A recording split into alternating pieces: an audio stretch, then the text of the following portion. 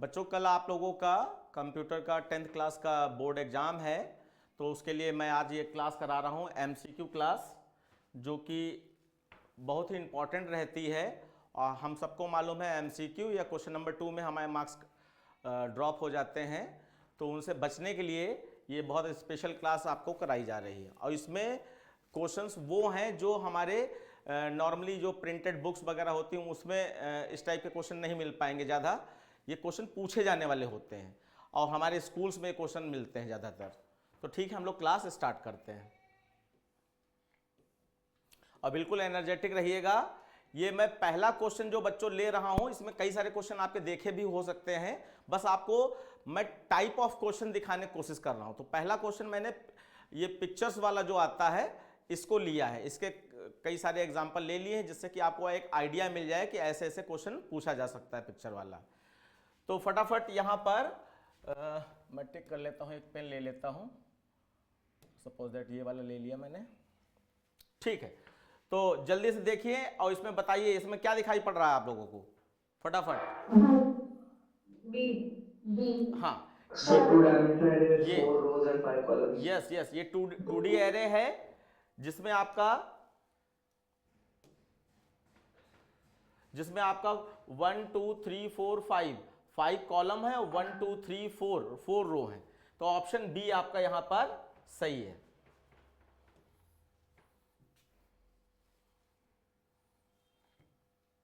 उसके बाद next question, इसमें देखिए इसमें क्या दिखाई पड़ रहा है आप लोगों को बच्चों। ये आपका इनहेरिटेंस होगा, पॉलीमॉर्फिज्म होगा, इनकैप्सुलेशन होगा या none of these. Sir, polymorphism.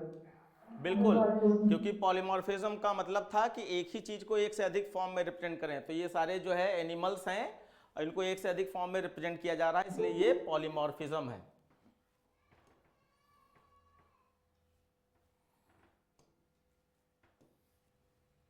Next देखिए इसमें क्या दिखाई पड़ रहा है आपको।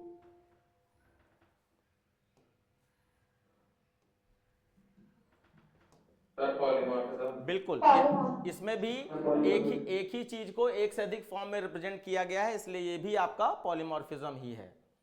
सर इसके पहले वाले में इनकैप्सुलेशन नहीं हो सकता कि जैसे एनिमल एक क्लास हो गई उसके अंदर बहुत से एनिमल्स।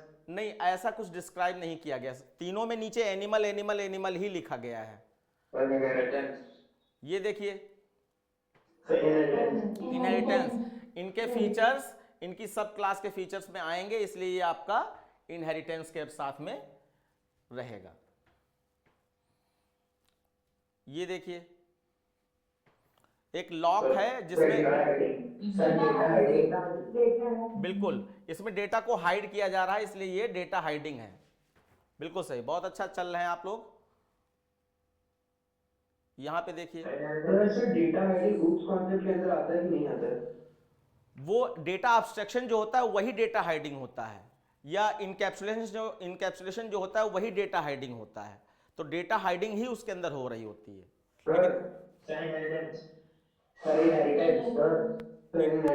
इनहेरिटेंस ठीक है। सर इनकैप्सुलेशन और एब्स्ट्रैक्शन में फर्क क्या होता है?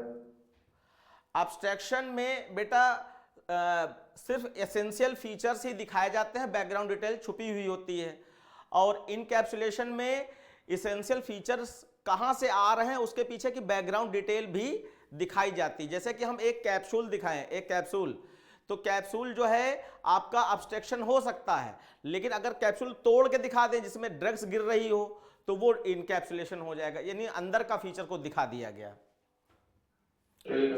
इसमें देखिए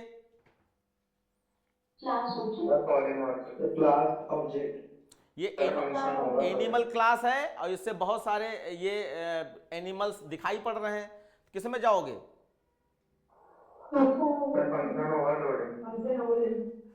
देखो फीचर्स भी दिए गए हैं, जैसे डेटा हाइडिंग है, इनकैप्सुलेशन है और फंक्शन ओवरलोडिंग है और क्लास ऑब्जेक्ट है।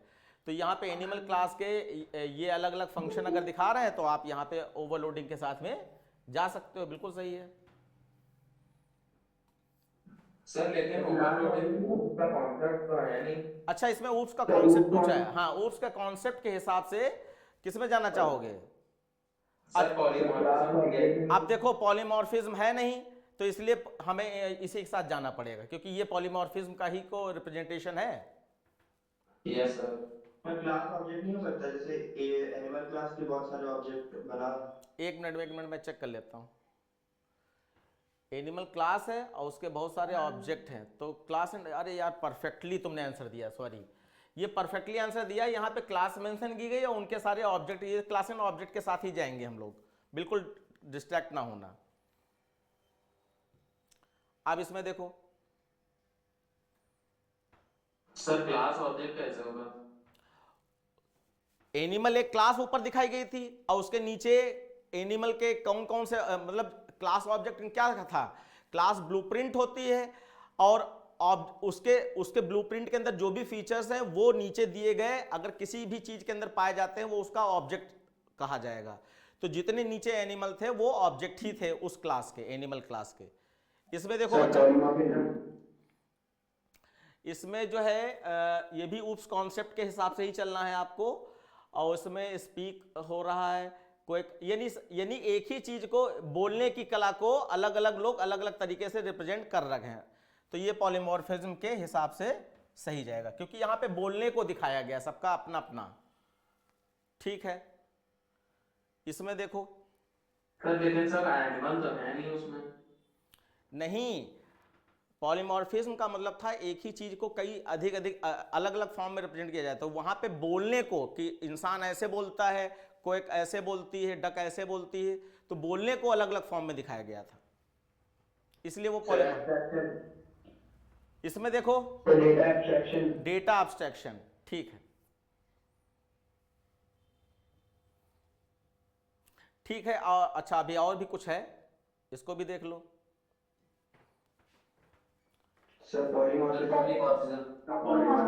पॉलीमॉर्फिज्म, तो देखो यहाँ पे पॉलीमॉर्फिज्म के सबसे ज्यादा एग्जांपल बनाए गए हैं, ये भी आप देख पा रहे होगे, ये देख लो।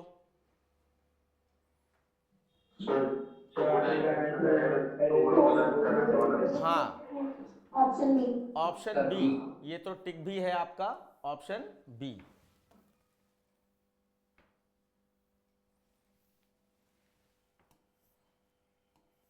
ठीक,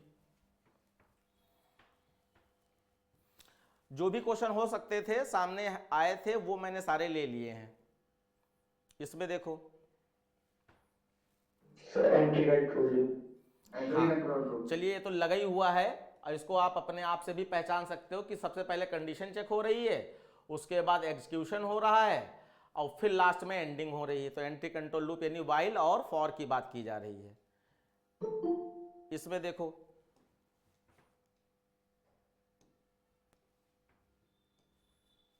इसमें देखो बच्चों, A B C A D sorry B D A C, और यहाँ पर ए बी सी डी कहा गया, और हाँ प्रोसेस डन अब अ पिक्चर, तो ये आपका सॉर्टिंग हो रही है।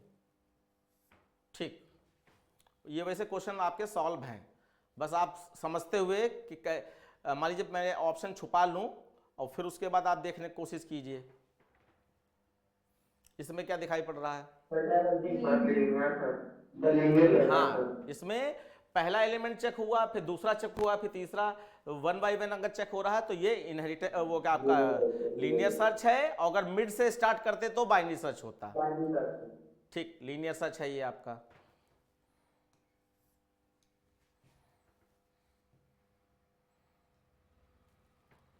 ये अभी भी इसी टाइप का किया था। एक ही इंसान है, वो कभी कस्टमर हो सकता है, कभी पैसेंजर। बिल्कुल, पॉलीमॉर्फिज्म।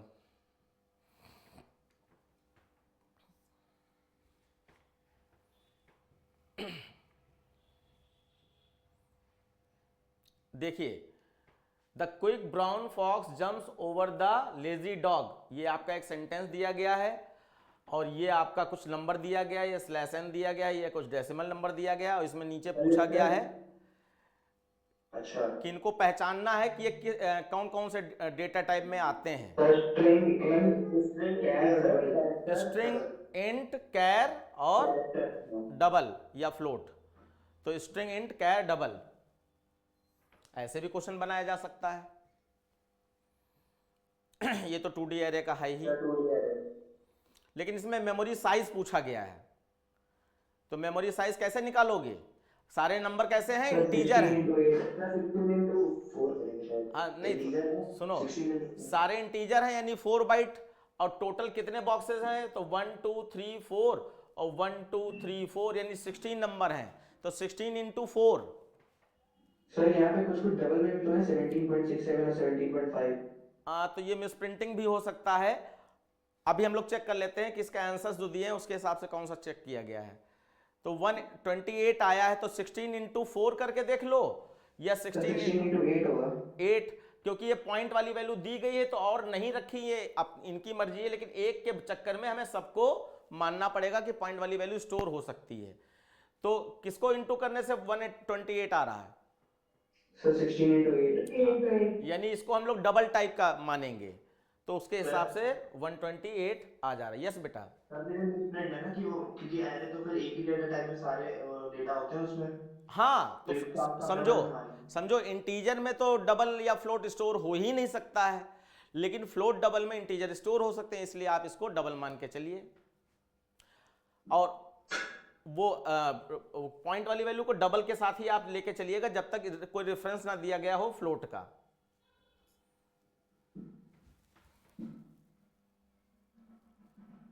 हाँ देखिए, अरे क्या हो रहा है ये, क्योंकि लिस्ट काफी बड़ी हो सकती है, इसीलिए हम लोग जो है जल्दी जल्दी ही करेंगे। अब इसमें देखिए प्राइवेट, डिफॉल्ट, प्रोटेक्टेड और पब्लिक, और यहाँ पे लिखा है state which access specifier is less restrictive. Public public ठीक है, और मोस्ट रिस्ट्रिक्टिव में प्राइवेट आ जाता। तो इस तरीके से आपने ये क्वेश्चन नंबर 1 के सारे एग्जाम्पल देख लिए, और ऐसे ही कुछ बन के आएगा, कुछ ऐसा खास नहीं होगा जिसको आप पहचान ही ना पाओ। जैसे हमने भी आपको दिया था वो एक वॉच वाला जो गेस्ट पेपर में दिया है, तो उसमें एंट्री कंट्रोल लूप दिखा दिया गया है ना। सर एक बार बता दीजिए वो वॉच वाला कैसे हुआ सर? वॉच वाले में गेस्ट पेपर में जो हमने वॉच दिया था, तो उसमें आपका जो निडल्स थी, निडल्स, तो निडल्स के हिसाब से अगर देखा जाएगा तो सेकंड वाली निडल है, मिनट वाली है और आवर्स वाली है, तो सेकंड वाली कंप्लीट करेगी तो मिडल वाली चलेगी, मिडल वाली कंप्लीट करेगी तो आवर्स वाली चलेगी, तो उसका आंसर था नेस्टेड लूप। लेकिन अगर निडल्स डिफरेंस में नहीं लिखा है, सिर्फ वॉच है, निडल्स वाली बात नहीं लिखी है, तो फिर उसको आप लूप में जाओगे कि कोई भी वॉच वर्क तभी परफॉर्म करेगी जब उसमें पावर मिल रही होगी, यानी कि सेल मिल रहा होगा। तो सेल मिलने का ही एक कंडीशन हो गई कि अगर सेल है उसके अंदर मिल रहा है पावर, तब तो वो चलेगी, एक भी चले चाहे पूरा चले चलेगी। लेकिन अगर निडल नहीं मिली, मतलब पावर नहीं मिली, तो एक बार भी नहीं चलेगी। इसका मतलब वो एंट्री कंट्रोल लूप यानी कि एक बार भी नहीं चलेगा, कंडीशन ट्रू नहीं है, और एग्जिट कंट्रोल लूप यानी कम से कम एक बार चल जाता है, तो ये एंट्री कंट्रोल लूप में माना जाएगा कि सेल पड़ा है तो चलेगा ही चलेगा, चाहे कुछ भी चले, और नहीं पड़ा है तो एक बार भी नहीं चलेगा। तो उसमें 2 रेफरेंस थे, तो हमने निडल वाला लिया था। सर प्रोटेक्टेड का यूज है हमारे कोर्स में? नहीं, ये सिर्फ थ्योरी पर्पस से है आपके पास। सर डबल डायमेंशनल है। अब ये तो हाँ, इसको देख लो, ये 2D एरे हो गया है आपका 484। ठीक। अब थोड़े से क्वेश्चंस में हम लोग आ जाएंगे, क्योंकि वो पिक्चर वाले सारे पूरे हो गए हैं, तो अब क्वेश्चंस में हम लोग देखेंगे। और ये विजुअल अगर कम हो रही होगी तो मैं पढ़ दूंगा, आप देख लीजिएगा। जैसे यहाँ पे लिखा है, अब मैं पहले क्वेश्चन पढ़ूंगा, आप लोग जो देख नहीं पा रहे होंगे वो समझ लें, उसके बाद बोलें। A boy want to calculate the sum of 2 numbers sorted in x and y multiply by 7 stored in x and y multiply by 7। और क्या करना चाहते हैं? सम। तो पहले x y का सम हो और उसके बाद 7 से मल्टीप्लाई हो जाए, तो उसके हिसाब से ऑप्शन सी आपका सही है। बिल्कुल। माइक थोड़ा बंद करके रखें क्योंकि वीडियो में आ रहा होगा बच्चों, बोलने जरूरत हो तभी बोलिए। Parameters which receive the value from the called method are termed as. दो तरीके के पैरामीटर हो गए, फॉर्मल और actual. Formal parameter function prototype में होते हैं यानी फंक्शन में होते हैं, और एक्चुअल पैरामीटर फंक्शन कॉलिंग वाले स्टेटमेंट होते हैं। तो ये रिसीव कह रहा है, तो रिसीव यानी फॉर्मल पैरामीटर ही वैल्यू को रिसीव करते हैं, तो यहां पर फॉर्मल के साथ चले जाएंगे। उसके बाद to accept the mobile number which method of scanner class is appropriate. तो नेक्स्ट लॉन्ग, क्योंकि मोबाइल नंबर बड़ा हो सकता है इसलिए नेक्स्ट लॉन्ग के साथ में ही आप जाइए। इसके जो टिक है उस पर ध्यान ना दीजिएगा, किसी का पेपर है तो गलत भी हो सकता है, अपना दिमाग लगाइएगा। To count the number of digits in a given number without using a loop which is the correct option. हाँ, तो देखो इसमें किसी भी नंबर में कितनी डिजिट है, वैसे तो डिजिट का लूप, डिजिट एक्सट्रैक्शन लूप लगाकर आप ये फाइंड आउट कर सकते हैं C++ करके। लेकिन अगर हमें लूप नहीं लगाना है तो पहले हमें उसको स्ट्रिंग में कन्वर्ट करना होगा। स्ट्रिंग में कन्वर्ट करने के लिए string dot value of function होता है, और उसमें वो इंटीजर वैल्यू रख दीजिए और उसके बाद डॉट लेंथ लगा दीजिए, तो क्या होगा, उसके नंबर ऑफ कैरेक्टर काउंट करेगा, तो रियल में वो नंबर ऑफ डिजिट काउंट हो रही हैं। तो ऑप्शन ए सही होगा इसका।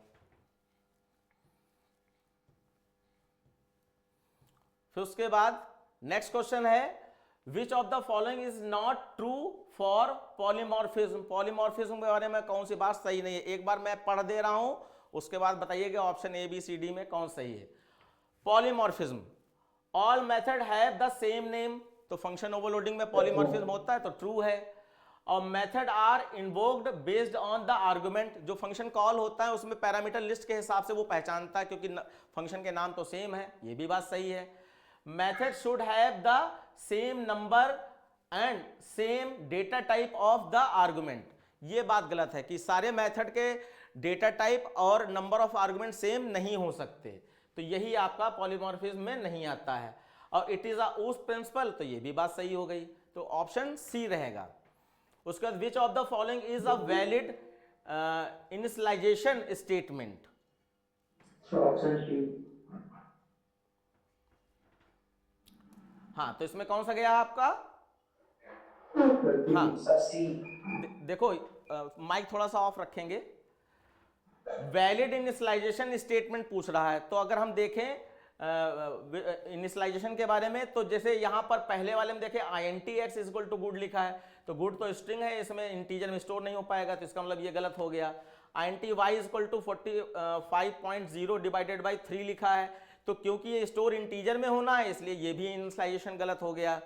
और उसके बाद यहां देखिए INT(z) इक्वल टू ब्रैकेट में INT सिंगल कोट्स में m लिखा है m, तो क्योंकि m के आगे अगर INT लगा दिया तो ये टाइप कास्टिंग हो जाएगी, एक्सप्लिसिट टाइप कास्टिंग, और ये m का स्काई कोड कन्वर्ट होकर z में स्टोर हो जाएगा। इस तरीके से आपका सही ऑप्शन सी माना जाएगा। और बाकी यहाँ पे जैसे INT(n) इक्वल टू फॉल्स लिख दिया तो ट्रू फॉल्स तो बूलियन में स्टोर हो जाता है, ये इंटीजर में स्टोर कर रहे हैं इसलिए ये गलत है, तो ये अच्छा क्वेश्चन था। नेक्स्ट क्वेश्चन देखिए, which of the following is a valid statement to print the following sentence. कौन सा इनमें से वैलिड स्टेटमेंट है जो इस सेंटेंस को प्रिंट करे, जिसमें कि इसमें थोड़ा सा आपको ब्लर दिखाई पड़ रहा होगा, लेकिन आप इसको समझने की कोशिश कीजिए। इसमें राज सेड लिखा है, राज सेड, और डबल कोट्स में गुड मॉर्निंग लिखा है, तो ये double quotes non printable character होते हैं, इनको प्रिंट नहीं कराया जा सकता, लेकिन अगर कराना है तो स्लैश के साथ में अगर आप इसको system.out.println में लिखते हैं तो प्रिंट हो सकता है। देखिए कोई भी बच्चा एक्स्ट्रा बोले ना, जहां पे ना समझ में आ रहा हो वहां बोले, नहीं तो बार बार इको क्रिएट हो रहा है, अगम ध्यान दीजिए। तो जैसे यहां पे देखें तो आपका ऑप्शन सी सही है। ऑप्शन सी कैसे सही है कि डबल कोट्स में राज सेड लिखा है, ये तो ऐसे ही प्रिंट हो जाएगा। उसके बाद गुड मॉर्निंग को हमें डबल कोट्स में सेपरेटली दिखाना था, तो डबल कोट्स स्लैश से प्रिंट होते, तो यहां स्लैश और ये डबल कोट्स लगा दिया, और फिर स्लैश ये दूसरा डबल कोट्स लगा दिया, और बाकी ये वाला डबल कोट्स तो यहां पे बंद है ही, ठीक है। तो ये आपका किसी भी चीज को डबल कोट्स में प्रिंट कराना हो या सिंगल कोट्स में प्रिंट कराना हो, तो उस चीज को स्लैश के साथ में सिंगल कोट्स या डबल कोट्स लगाने पर डबल कोट्स या सिंगल कोट्स प्रिंट हो जाते हैं, इस चीज को याद रखना है।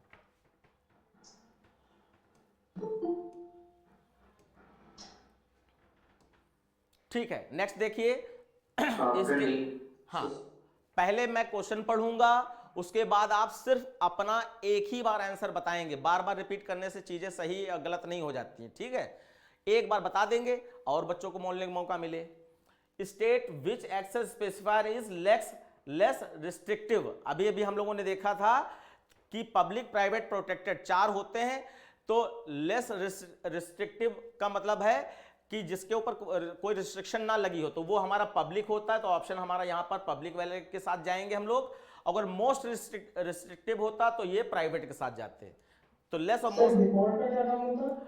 डिफॉल्ट जब कोई भी आप एक्सेस स्पेसिफायर नहीं यूज करते, यानी कि वेरिएबल डिक्लेयर किए या फंक्शन डिक्लेयर किए, तो आपने पब्लिक प्राइवेट प्रोटेक्टेड कुछ भी नहीं लगाया, तो वो डिफॉल्ट माना जाता है। और डिफॉल्ट को आपको एज अ प्राइवेट या पब्लिक किस में यूज किया जाता है बताओ? डिफॉल्ट के फीचर्स किससे मिलते हैं? पब्लिक से मिलते हैं। पब्लिक से।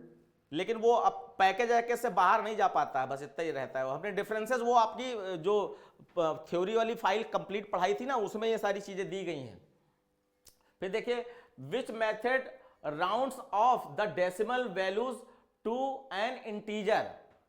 तो आपको मैट डॉट राउंड है, बिल्कुल सही है। सर हाँ बेटा, सर मैट डॉट रेट बता दीजिए एक बार। ये अभी नहीं बता सकते बच्चा। उसके बाद identify which of the following leads to an infinite loop, यानी कि इनमें से कौन सा लूप इनफाइनाइट टाइम्स चल रहा है, ठीक है।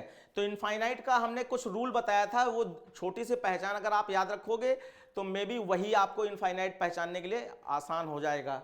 कि जैसे कि आपको बताया गया था कि आपका लेस देन इक्वल टू के साथ में प्लस प्लस लगता है और ग्रेटर देन इक्वल टू के साथ में माइनस माइनस लगता है। अगर ये साइन ना मिले, जैसे लेस देन के साथ में प्लस प्लस ना होकर माइनस माइनस हो जाए, या ग्रेटर देन साथ में माइनस माइनस ना होकर प्लस प्लस हो जाए, तो समझ जाओ ये इनफाइनाइट चलेगा। तो देखो ऐसी कोई प्रॉपर्टी दिखाई पड़ रही है, ये ग्रेटर देन के साथ में देखो प्लस प्लस लगा दिया है, तो ग्रेटर देन के साथ प्लस प्लस लगाओगे तो 1 से बड़ा है, एक बार तो लूप चल गया। उसके बाद ये प्लस प्लस हो जाएगा, तो 1 से कितना हो जाएगा 2, तो 2 भी 1 से बड़ा है, फिर 3 भी 1 से बड़ा है, फिर 4 भी 1 से बड़ा है, तो 1 से तो सारे बड़े रहेंगे क्योंकि प्लस प्लस हो रहा है ना, तो वो बढ़ता ही जाएगा। इसलिए यही वाला आपका इनफाइनाइट लूप के उसमें आता है। बाकी आप और भी चीजें हैं जो उसमें चला के भी आपको कभी कभी देखना पड़ सकता है, इसका भी आपको ध्यान रखना पड़ेगा। ठीक है, आगे आइए। देखिए, एसएसएन रीजन वाला क्वेश्चन आपका फिक्स है, मैंने एक पीडीएफ फाइल डाली है, उसमें बहुत ढेर सारे एसएसएन रीजन है मोबाइल ऐप में, आप उससे कंसीडर कर सकते हैं। अ class can have multiple constructor, class में बहुत सारे कंस्ट्रक्टर हो सकते हैं, ठीक है, ये बात सही है। और multiple constructor are defined with same set of argument. तो ये वाली बात आपको क्या लगती है, सही है गलत है?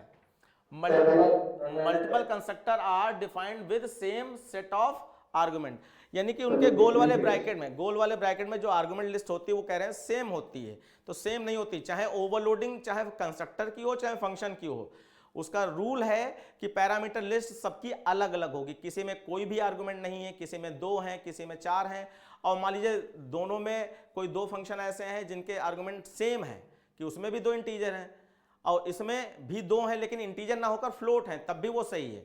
डेटा टाइप बदल दो अगर सेम आर्गुमेंट है, तो आपका रीजन फॉल्स हो गया है, असम्पशन सही है। तो कौन किसके साथ जाओगे?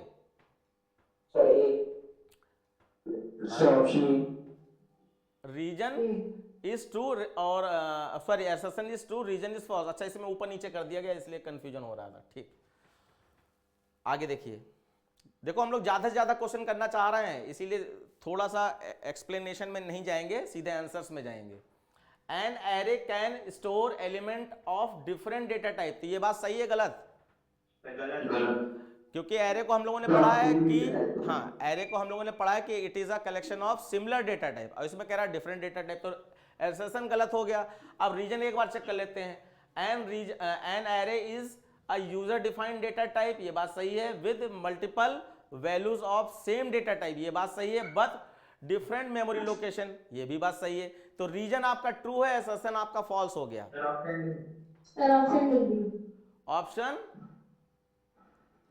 डी। देखो इस टिक पे ना जाना आप, इस रीजन आपका यहां पर ट्रू है, अल्फा को उसमें वही रीजन इज ट्रू और असर्शन इज फॉल्स। ठीक है, ऑप्शन डी सही है।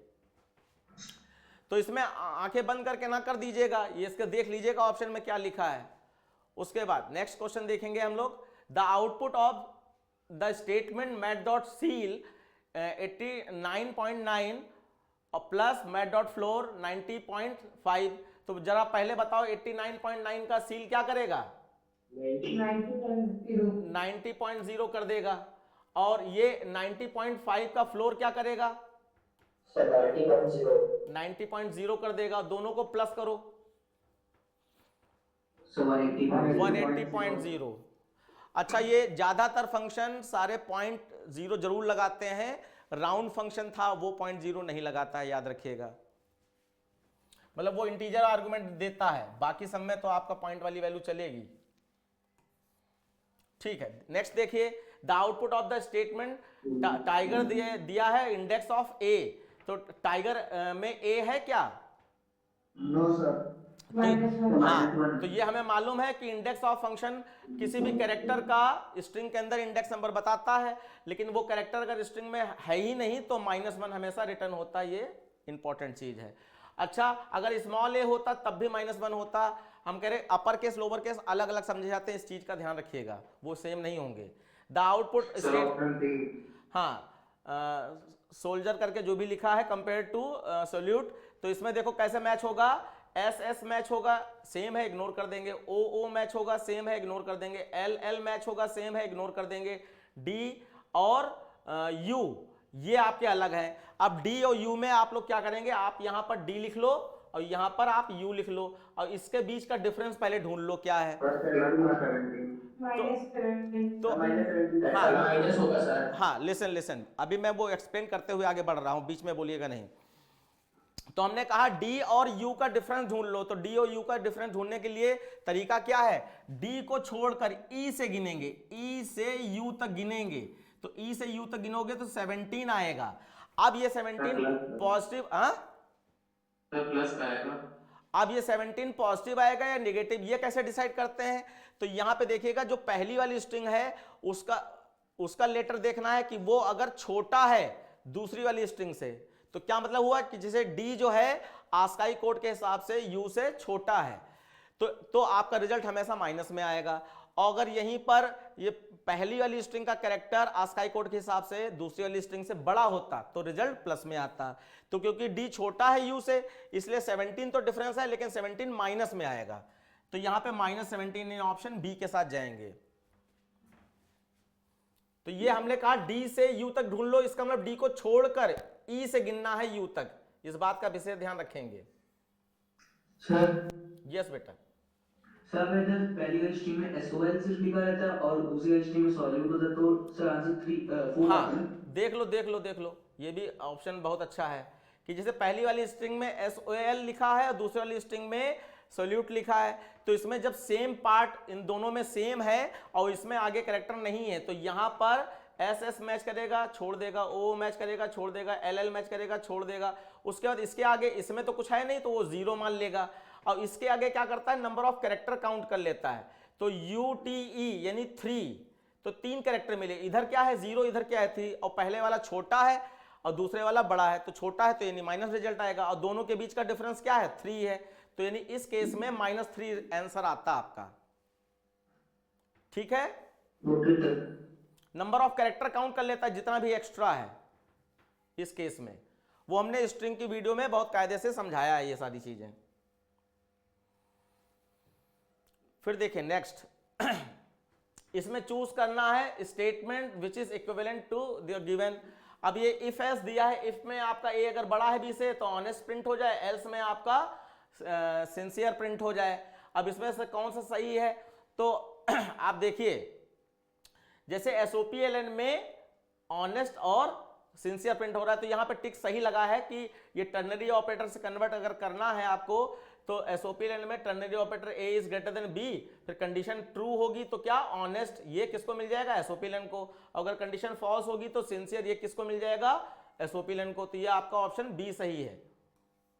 और बाकी जो है बहुत हमने ये वाला भी फॉर्मेट पढ़ाया है कि आपका इसमें रिजल्ट वेरिएबल ऑप्शनल होता है बच्चों, ये वाला भी पढ़ाया है।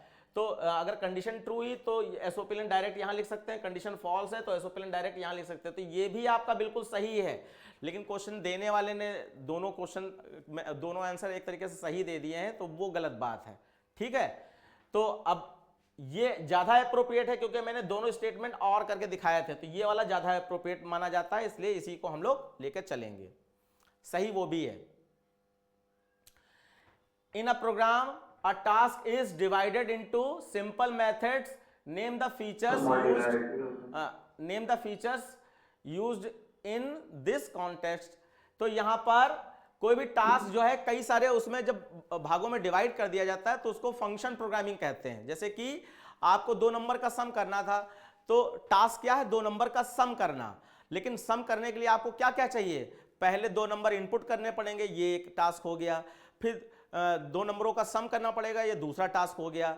फिर दोनों जो सम आया उसको प्रिंट कराना पड़ेगा, ये तीसरा टास्क हो गया। तो इन 3 टास्क को मिलाकर आपका 2 नंबर का सम होगा। तो इसको हम लोग फंक्शन में अलग अलग बना लेते हैं। वॉइड इनपुट में इनपुट कर लिया, वॉइड कंप्यूट में c = a + b लिख दिया, वॉइड डिस्प्ले में एसओपिलन c लिख दिया। ये कर सकते हैं। तो ये जो एक ही टास्क को छोटे छोटे मॉड्यूल में या छोटे छोटे पार्ट में डिवाइड करना ही मॉड्यूलर प्रोग्रामिंग कहा जाता है, यानी फंक्शन प्रोग्रामिंग को ही मॉड्यूलर प्रोग्रामिंग कहा जाता है। तो यहां पे मॉड्यूलरिटी के साथ में आप यहां पर जाओगे। उसके बाद अ class variable is also called static variable. Class variable को स्टैटिक वेरिएबल, देखो जब फंक्शन प्रोग्रामिंग करते हो तो क्लास का कर्ली ब्रैकेट खुलने के बाद जो भी वेरिएबल होते हैं वो ग्लोबल वेरिएबल होते हैं। तो वो 2 तरीके हो सकते हैं, या तो इंस्टेंस वेरिएबल या तो क्लास वेरिएबल। अगर इंस्टेंस वेरिएबल है तो उसमें INT-A लिखा होगा, अगर क्लास वेरिएबल है तो स्टैटिक INT-A लिखा होगा। स्टैटिक लगने से कोई भी ग्लोबल वेरिएबल क्लास वेरिएबल बन जाता है, बस इतना याद रखिएगा। तो स्टैटिक वाले को ही क्लास वेरिएबल कहते हैं, याद रखिएगा। और ये भी क्वेश्चन अच्छा है। फिर string object are non mutable, ये हम लोग कायदे से डिस्कस कर चुके हैं। म्यूटेबल और नॉन म्यूटेबल का मतलब क्या हुआ कि कोई वेरिएबल आपने डिक्लेयर किया स्ट्रिंग s = और डबल कोट्स में राम लिख दिया, तो s ने जो मेमोरी बनाई उसमें राम स्टोर है। ठीक है, अब आप अगर राम के साथ में कोई छेड़छाड़ करते हो, उसको राम जी कर देते हो, तो वो राम जी जो है किसी नई मेमोरी में स्टोर होगा, सेम मेमोरी में स्टोर नहीं होगा। इसी को कहते हैं कि नॉन म्यूटेबल, यानी कि उसमें चेंजेस पॉसिबल नहीं है। अगर चेंजेस करोगे तो उसके लिए नई मेमोरी बनाएगा ऑब्जेक्ट, और अगर सेम मेमोरी में चेंजेस हो जाते तो वो म्यूटेबल कहा जाता। तो यहां पे स्ट्रिंग हमेशा नॉन म्यूटेबल है, ये भी इंपॉर्टेंट क्वेश्चन है, याद रखिएगा। नेक्स्ट देखिए, wrapping up of data and function in 1 unit is term as. तो इसका मतलब इससे हमें पता चलता है कि हमारे जो ऊप्स कॉन्सेप्ट है उनकी डेफिनेशन भी हमें याद होनी चाहिए। अभी आपने एरे वाला देखा था, उसकी डेफिनेशन आपको याद थी, it is a collection of similar data type under one name. तो उसमें लिखा था एसएसएल में डिफरेंट डेटा टाइप, तो आपको पता चल गया। तो डेफिनेशन भी आप याद रखिएगा। तो ये आपका क्या है? इनकैप्सुलेशन है। उसके बाद the scanner class method use to accept string with space. अगर कोई सेंटेंस फॉर्म में कुछ स्टोर कराना है तो उसके लिए स्कैनर क्लास का कौन सा मेथड हो गया? अब नेक्स्ट लाइन में याद रखिएगा कि नेक्स्ट पूरा छोटा होगा, लाइन का L बड़ा होगा। इस चीज का आपको फोकस करना है। तो ये ऑप्शन डी सही है इसका। उसके बाद जब एक जैसे हो तो सिंटेक्स याद करो, जैसे यहां भी नेक्स्ट लाइन लिखा है, यहां भी नेक्स्ट लाइन लिखा है, तो एक जैसे हैं तो सिंटेक्स याद करो। और किसी जावा में किसी भी फंक्शन का सिंटेक्स लिखने का तरीका क्या है? पहला वर्ड पूरा छोटा स्मॉल में, और दूसरा हर वर्ड का पहला लेटर बड़ा। ये आपका उसका मेथड होता है। हाँ बताओ बेटा। सर अगर यहाँ पे स्ट्रिंग विदाउट स्पेस लिखा होता और तब हम लोग नेक्स्ट लाइन लगाते तो गलत होता? तो गलत हो जाता, क्योंकि विदाउट स्पेस मतलब सिंगल वर्ड स्टोर करना है, तो उसके लिए नेक्स्ट होता है। नेक्स्ट मतलब सिंगल वर्ड। और वहां पर ध्यान रखना, अगर एक कैरेक्टर स्टोर करना है तो नेक्स्ट के साथ में भी .0 लगा सकते हैं, और नेक्स्ट लाइन के साथ में भी .0 लगा सकते हैं, अगर सिंगल कैरेक्टर स्टोर करना होता है। नेक्स्ट क्वेश्चन देखिए, the keyword to refer current object is. Sir this sir बच्चों याद कर लो, करंट कॉलिंग ऑब्जेक्ट सिर्फ दिस को कहा जाता है। तो दिस इस साल इंपॉर्टेंट भी है, आप पेपर, मैंने गेस्ट पेपर में भी दिया है, आप देखिएगा दिस और स्टैटिक में से दोनों में से कोई ना एक जरूर आएगा, और दिस ज्यादातर उम्मीद है आएगा। तो करंट कॉलिंग ऑब्जेक्ट जो है दिस होता है। उसके बाद देखिए what value will math dot SQRT, इसके ब्रैकेट में लिखा है मैट, 3.0 हाँ सर एक 3.0 एक बार मुझे पढ़ लेने दिया कीजिए, क्योंकि अगर बाई चांस इस वीडियो का हम जो मैंने बोला है वो निकालना चाहते हैं तो पूरा क्वेश्चन पढ़ा होगा तभी हम वो टेक्स्ट निकाल पाएंगे, ठीक है, इसलिए हमें बोलने का पूरा मौका मिलना चाहिए। तो मैट डॉट मिन, इसमें 9,16 लिखा है, तो 9,16 में मिन का फंक्शन है कि स्मॉलेस्ट नंबर यानी 9 दे देगा, और 9 का एसक्यूआरटी से निकालोगे तो 3.0 आ जाएगा। ऑप्शन ए आपका सही है, ऑप्शन ए। उसके बाद a constructor can return, constructor no value, constructor never return any value, ठीक है। राइट अ मेथड प्रोटोटाइप, ये वाली लाइन याद रखिएगा, ये क्वेश्चन आपको कहीं ना कहीं मिलने वाला है, मैंने गेस्ट पेपर में भी दिया है। Write a method prototype name sum है, सम नाम का फंक्शन है which takes one integer argument, जिसके गोल वाले ब्रैकेट में एक इंटीजर आर्गुमेंट होना चाहिए, and return double type value, तो रिटर्न टाइप उसका डबल होगा। तो ऑप्शन आपका डबल सम ब्रैकेट में INTX, ये वाला आपका सही हो गया। रिटर्न टाइप डबल है। अब जैसे यहां पे वॉइड का मतलब नो रिटर्न वैल्यू होता है, और यहां इंटीजर रिटर्न हो रहा है, और यहां पे आर्गुमेंट ही नहीं है, इसलिए गलत हो गया। उसके बाद string class method to join two strings, दो स्ट्रिंग को जोड़ने के लिए कौन सा मेथड यूज करते हैं हम लोग? Concat, option A, concat use करते हैं, ठीक है। The access modifier that gives least accessibility, private. अभी आप इस फाइल को, जो हमने एमसीक्यू की एक फाइल डाल दी है ऐप में, और दूसरी ये वाली फाइल डाल दी जाएगी, तो आप जब इसको देखोगे तो आपको कॉमन क्वेश्चन सारे सामने आ जाएंगे, और वही आपके आते हैं। तो आप और डिफरेंट टाइप के क्वेश्चन को अलग से नोट करते रहिएगा कि लास्ट के 10 मिनट में वो डिफरेंट टाइप के क्वेश्चन जो बिल्कुल डिफरेंट हैं, जिनका आंसर निकालने में आपको गलती हो गई थी, वो सबके अलग अलग हो सकते हैं, वो अपना नोट कर लीजिएगा जब इसकी प्रैक्टिस कीजिएगा ऐप से। सर यस बेटा। सर अगर क्वेश्चन हो कि कौन सा एक्सेस स्पेसिफायर एनकैप्सुलेशन को डिस्प्ले करता है, तो सर वो कौन सा होगा एक्सेस स्पेसिफायर? किसको डिस्प्ले करता है? सर एनकैप्सुलेशन को। Encapsulation, wrapping up of data and its related method into a single unit, इसमें इनकैप्सुलेशन खुद ही एक कॉन्सेप्ट है। सर तो मतलब उससे रिलेटेड कौन सा एक्सेस स्पेसिफायर हम यूज करते हैं? नहीं, एक्सेस स्पेसिफायर जो है स्पेशली प्राइवेट आप यूज कर सकते हो, क्योंकि जो रैपिंग की गई है वो डेटा हेडिंग की वजह से की गई है, और आपका डेटा क्लास से बाहर ना जा सके तो प्राइवेट यूज कर लो। सर इनहेरिटेंस है वो तो प्रोटेक्टेड लिख सकते हैं। अब इनहेरिटेंस में स्पेशली प्रोटेक्टेड यूज किया जाता है, प्राइवेट पब्लिक तो आपको ज्यादातर पता है, प्रोटेक्टेड स्पेशली इनहेरिटेंस में यूज किया जाता है। देखिए आउटपुट देखिए, कंप्यूटर स्टोर है डॉट सबस्ट्रिंग 2,6, कंप्यूटर में 2 से 6 का मतलब है 6 से कम, क्योंकि सबस्ट्रिंग फंक्शन जो भी एंडिंग दी होती है उससे एक कम तोड़ता है, यानी कि 2,6 का मतलब है 2 से 5 तक तोड़े, तो 2 से 5 तक देखो क्या, 0 1 2 2 3 4 5, तो ये MPUT, हाँ ठीक, ऑप्शन बी सही जाएगा। रिटर्न डेटा टाइप बच्चों, ये आपका स्ट्रिंग का आउटपुट थ्योरी जरूर आना है, इसलिए आप वो PDF फाइल जरूर देख लीजिएगा जो स्ट्रिंग फंक्शन जिसमें एक्सप्लेन किए गए हैं, सबको याद होनी चाहिए। Return type of string method starts with, तो ये अच्छा देखो मैं यहां पे रिपीट कर दे रहा हूं, स्ट्रिंग फंक्शन में रिटर्न टाइप में बूलियन टाइप का रिटर्न टाइप कौन कौन देता है? स्टार्ट्स विद, ध्यान सुनिएगा, स्टार्ट्स विद, एंड्स विद और इक्वल्स, इक्वल्स इग्नोर केस भी कह सकते हैं, ये सब बूलियन रिजल्ट रिटर्न करते हैं, बाकी सबका अपना अपना अलग अलग होता है। उसके बाद फिर देखिए आउटपुट निकालना है mat.cbrt8, इसका क्या आ जाएगा? cbrt8 का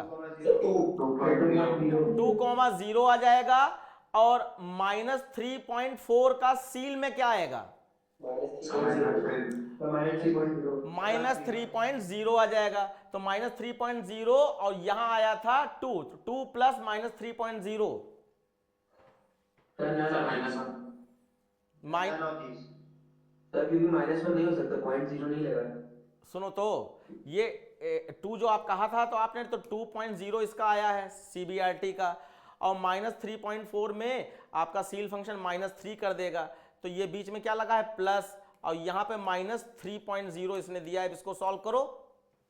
-1.0। अब यहाँ पे गौर करना है, बिल्कुल आपको कंफ्यूज करने के लिए ये काम किया गया है कि 0.0 गायब कर दिया गया है। 1 तो आ गया, माइनस में 1.0 चाहिए आपको, -1 तो दिया है, तो आप इसके साथ धोखे से भी नहीं जाओगे, क्योंकि ये 0.0 ही बच्चा जानता है नहीं जानता है कि 0.0 रखा जाएगा नहीं रखा, इसी के लिए क्वेश्चन दिया गया। तो नन ऑफ दीज के साथ जाओगे, इसमें -1 के साथ बिल्कुल नहीं जाना, जो है वो है, बस इतना याद रखना है आपको।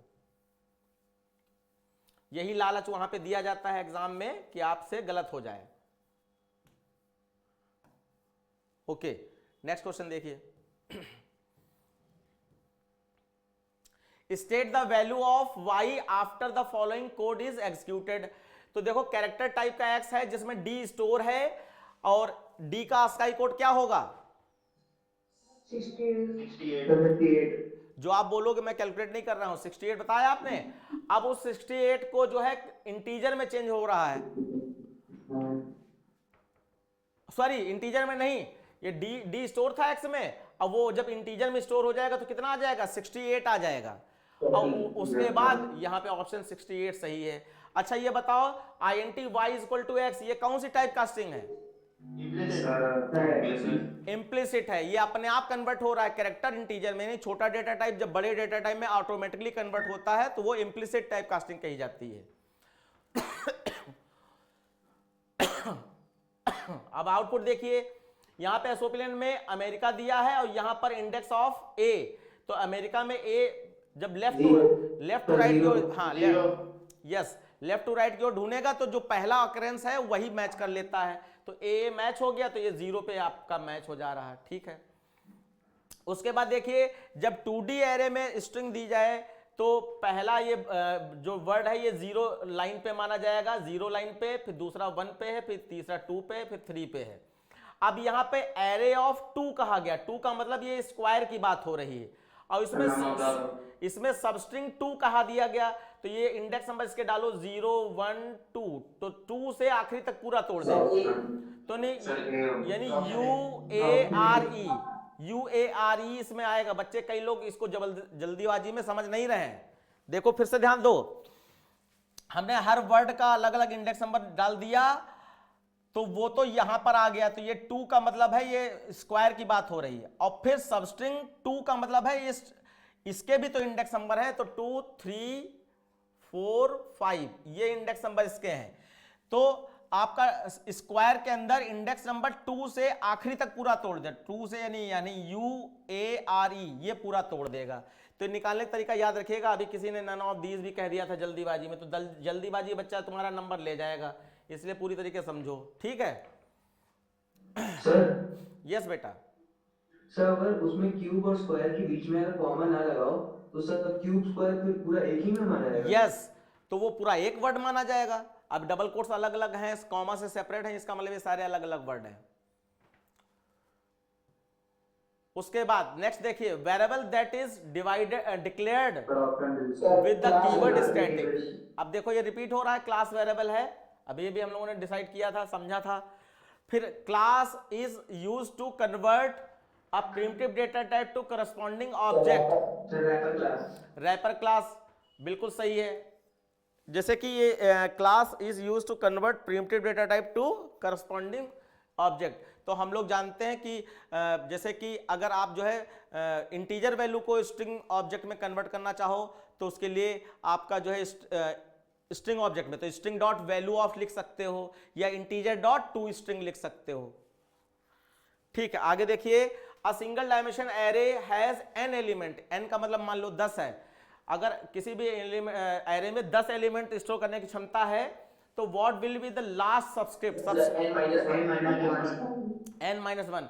तो ये जो यहाँ पे वर्ड पे ध्यान दो, लास्ट सबस्क्रिप्ट कहा गया, सबस्क्रिप्ट को मतलब इंडेक्स नंबर से है यहाँ पर, तो ये n-1 पे अगर 10 नंबर हैं तो 0 से 9 तक जाएगा तो आखिरी नंबर 9 होगा, तो ये 10-1 करोगे तो 9 आ जाएगा। Primitive data types are converted into object is termed as,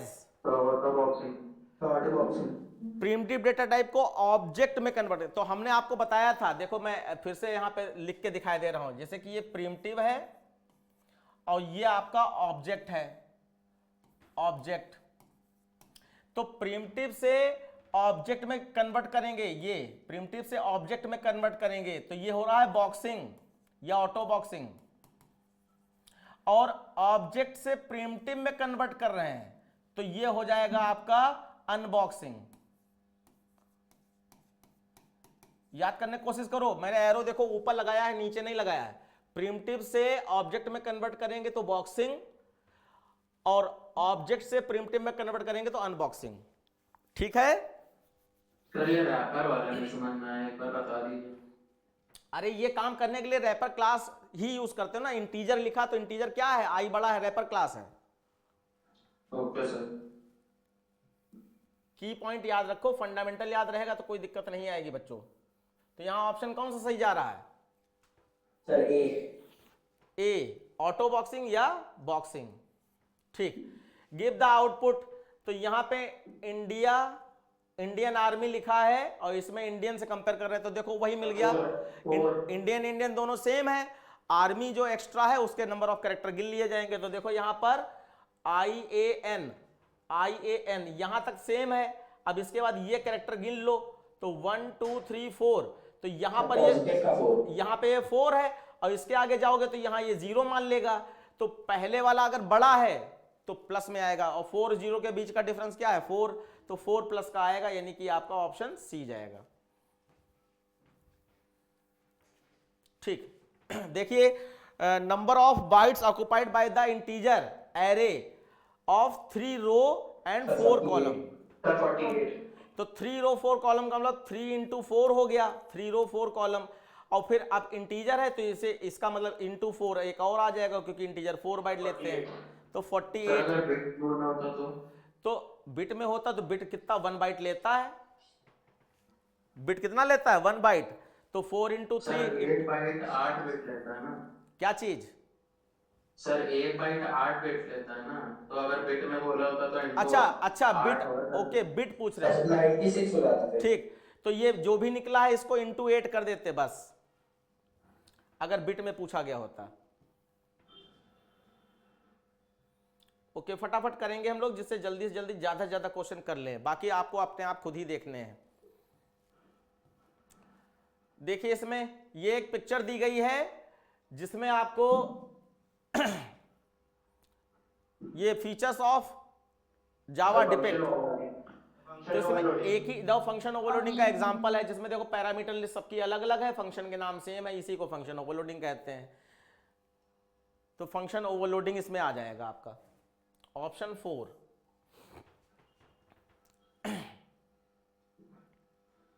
देखिए which of the following principle does not allow to access directly from outside the class, abstraction, encapsulation, encapsulation. देखो इनकैप्सुलेशन का विजुअल थोड़ा दिमाग में बिठा लो, उसमें कहा गया wrapping up of data and members method into a single unit name class. आप लोग क्लास बनाते हो, क्लास का करली ब्रैकेट खोला, उसमें कुछ वेरिएबल डिक्लेयर किए, फिर फंक्शन बनाए void input, void compute, void display, और फिर क्लास का करली ब्रैकेट बंद कर दिया। तो ये सब कहाँ है, क्लास के अंदर रैप किए गए हैं, जिससे, और ये रैप क्यों किए गए, क्योंकि ये क्लास से बाहर इनकी सुरक्षा हो, क्लास से बाहर ना जा सकें, तो वो इनकैप्सुलेशन में आएगा। क्लास का जो मॉडल है फंक्शन का वही इनकैप्सुलेशन का एग्जांपल है। The process of combining data and function that enables encapsulation. ठीक है, क्वेश्चन पढ़ लेने दिया करो please. The process by which a class acquire the property from another class is called, sir inheritance inheritance, inheritance ठीक है, बहुत अच्छा। अब देखो बच्चे भले ही अपने मन में बोलो, लेकिन जितने भी बच्चे यहाँ पे पढ़ रहे हैं अगर वो बोलेंगे तो उनका अपना एक एनवायरनमेंट तैयार होगा, मेमोरी का अलग से क्लॉट बनेगा मेमोरी में, ये सब चीजें याद रखने का। अगर आप बोल ही नहीं रहे हो तो गलत हो रहा है। जरूरी नहीं कि आप वॉइस में बोलो, लेकिन आपके जैसे आंसर आए आपके सामने तुरंत आपका दिमाग बोलना चाहिए, इस चीज का ध्यान रखना। The procedural programming, the stress is, जो भी है, अब ये क्वेश्चन अधूरा है। Sir stress is laid on. Lead on, lead on था सर लेड ऑन। तो इसमें किस, हाँ तो इसमें तो ऑब्जेक्ट होगा। सर ऑब्जेक्ट होगा। प्रोसीजरल प्रोग्रामिंग में ऑब्जेक्ट तो यूज ही नहीं होते हैं, तो क्वेश्चन का मतलब क्या है तुम्हारे हिसाब से? प्रोसीजरल प्रोग्रामिंग फंक्शन पे ओरिएंटेड होती है, और ऑब्जेक्ट ओरिएंटेड प्रोग्रामिंग ऑब्जेक्ट पे ओरिएंटेड होती है। अब क्वेश्चन अधूरा है, फिलहाल हम यहाँ पे फंक्शन के साथ चले जा रहे हैं। फिर उसके बाद देख, प्रोग्रामिंग फंक्शन होती है। हाँ ये जो प्रोसीजरल प्रोग्रामिंग उसमें छोटे छोटे फंक्शन बना के काम कर लिया जाता है, ऑब्जेक्ट नहीं बनता है। इधर देखिए, set is a set of object that has common attributes and common behaviour. Class class class class की डेफिनेशन भूल गए। उसके बाद देखो, a Java program developed and executed by the user without using web browser। Sir application, application, देखो हम लोग जो जावा के प्रोग्राम बनाते हैं वो एप्लीकेशन बेस्ड होते हैं, और जो जावा के प्रोग्राम वेब ब्राउजर पर रन होते हैं वो एप्लेट होते हैं, जावा एप्लेट, ये थ्योरी में बताया गया था। Who developed Java? James Gosling. और Java virtual machine is an interpreter. और जवैक, जावा सी जो है कंपाइलर होता है, और जेवीएम जो है इंटरप्रेटर होता है। अच्छी बात है, ये थ्योरी रिवाइज हो जा रही है। और Java is a case sensitive language which is the most appropriate statement with the respect to this. Option 1 sir पहला। हाँ, upper and lower case letter are distinguish, दोनों अलग अलग माने जाते हैं, ठीक है। उसके बाद प्रिडिक्ट द आउटपुट, एक एरे है और इसमें एरे में जब भी आए तो एरे स्ट्रिंग में इंडेक्स नंबर जो डाल लो, तो 0 1 2 3 4। तो यहाँ पे मैट डॉट पावर 1 लिया है, तो 1 का मतलब 2 आ जाएगा यहाँ पर, और 2 का पावर 4, 4 पे क्या है आपका, 4 पे -2 है, 2 की पावर -2 क्या आएगा? सो 1/4।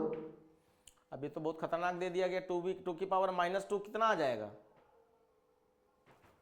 मैथ वाले निकाल। 0.25 आएगा। सर पावर में माइनस का साइन नहीं आता है। नहीं, सर ये 4.0 है। सर नॉट एन माइनस का पावर है तो मतलब अपॉन में चला जाएगा। रेसिप्रोकल हो जाएगा सर, वो रेसिप्रोकल। यस सर 0.25 आएगा। और उसके बाद सील भी लगा है, सब बन आ जाएगा पर। अच्छा चलो, ये हमें लग रहा है पेपर को कट नहीं किया गया है, इस वजह से ये क्वेश्चन नंबर 2 आ गया है, इसको इग्नोर करके आगे बढ़ते हैं। हमें एमसीक्यू क्वेश्चन चाहिए। इवनिंग में हम लोग करके देखेंगे क्वेश्चन नंबर 2। ये देखो 1 दिया, नहीं एमसीक्यू था यार, ये देखो 1 दिया गया है। और देख लो आगे, अब बोलो तुम डिस्कस कर लेना, अब मैथ में हम नहीं जाएंगे इस समय। विच of the following is not a Java reserve word? Total. बिल्कुल, टोटल नाम का कोई भी जावा रिजर्व वर्ड नहीं होता है। अच्छा वो वाला पॉइंट याद करो, एक था कीवर्ड, एक था जावा रिजर्व वर्ड, तो उसको मैंने अलग से आपको बताया था। जावा रिजर्व वर्ड में कौन कौन से हमने बताए थे?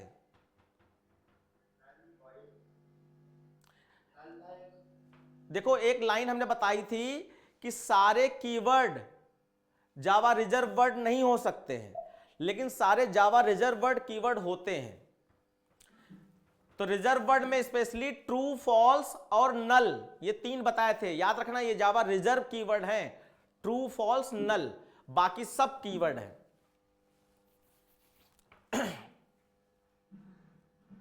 The most suitable statement for BlueJ, पढ़ो जल्दी बताओ। Sir first. It is a window based platform, BlueJ, हाँ ब्लूजे विंडो बेस्ड प्लेटफॉर्म है बिल्कुल, और windows based and DOS based, DOS based नहीं विंडो बेस्ड है, यस सर। ठीक है।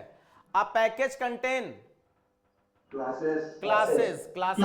प्रीडिफाइंड क्लासेस होती हैं, and primitive data type belong to a specific wrapper class. हर डेटा टाइप की अपनी एक रैपर क्लास होती है। रैपर क्लास डेटा टाइप में मोस्टली डिफरेंस क्या होता है कि रैपर क्लास का पहला लेटर अपर केस होता है, डेटा टाइप सारे स्मॉल में होते हैं।